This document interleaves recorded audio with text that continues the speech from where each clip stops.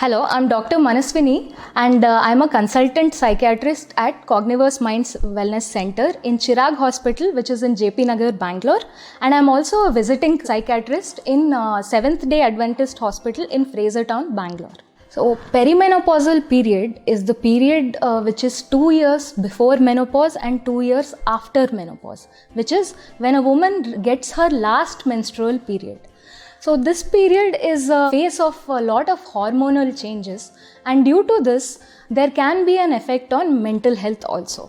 So usually people experience symptoms like irritability, hot flushes, which can mimic panic attacks also. There can be mood swings, there can be physical symptoms like frequent headaches, sleep disturbance, and also sometimes fogginess of the brain and difficulty concentrating. Because of this distress combined with the effect of the hormone changes, there can be some psychiatric illnesses that we can diagnose during this period. Commonly, these are depression, anxiety, panic attacks, and increased levels of stress.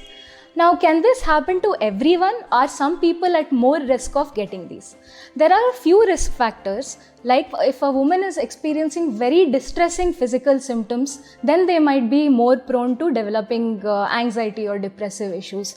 People who have a previous history of psychiatric problems, people who have a family history of psychiatric issues, and sometimes people who don't have enough social support. If they're isolated or living alone, they are more at risk of developing these issues.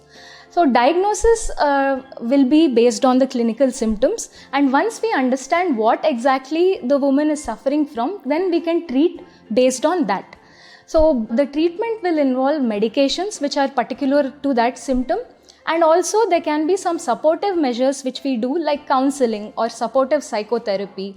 Even diet modification and lifestyle changes like regular exercise and social engagement also can help with these symptoms.